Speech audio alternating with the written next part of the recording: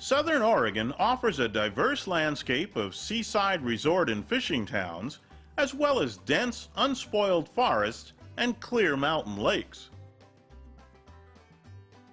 We toured just a few of these great sites with our Mitsubishi Outlander. Along the coast, you'll find beaches strewn with driftwood, semi-precious stones, or just plain old sand, making for a diversity of activities to enjoy. Rugged, rocky cliffs also hold back the sea in many areas. These spots provide good vantage points for whale watching as well.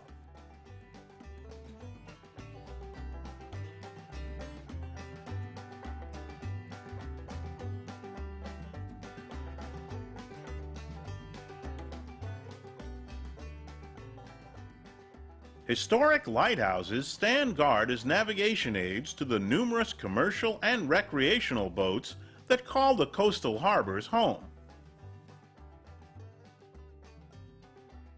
In seaside towns like Bandon, you'll find an abundance of shops, restaurants, and museums to browse within a block or two of the water's edge.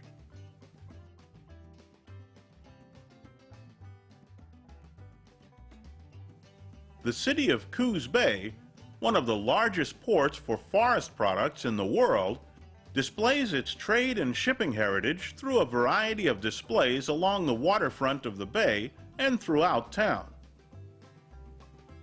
Just north of Coos Bay, beginning in North Bend, the Oregon Dunes National Recreation Area stretches along the coast with opportunities for off-road vehicle explorations, camping, and hiking.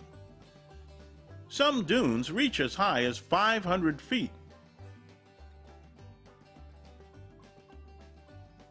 Right off the coastal highway, you'll also find secluded ponds and lakes shaded by trees, making for great hiking or picnicking spots.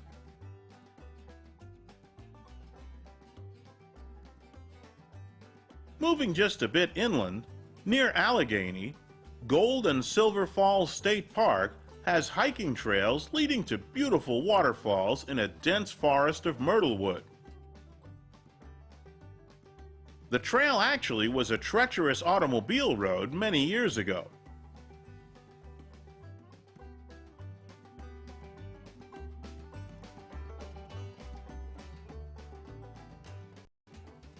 Oregon also has the largest concentration of remaining covered bridges west of the Mississippi, with about 50 still in existence.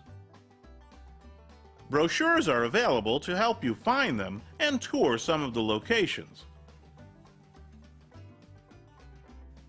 Traveling high into the Cascade Mountains, you'll find Crater Lake National Park.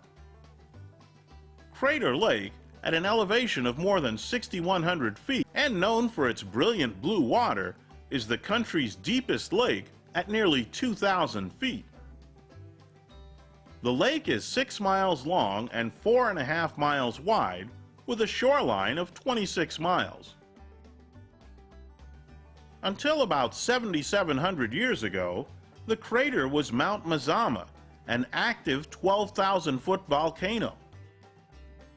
When volcanic activity ceased and the dome collapsed, it filled with water and snow to form the lake. A loop road takes you around the lake for different views and provides access to numerous trails leading to the surrounding lava peaks. Wildlife is abundant in the remote park, with deer, bear, and elk among the larger animals. If you plan a visit, remember that much of the park is closed through the long snowy season from late October until July.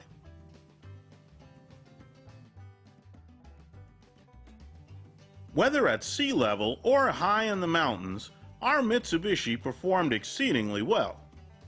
The Outlander's sporty handling made the curving coastal roads and twisting forest byways fun to drive, while its V6 power flattened the steep mountain grades.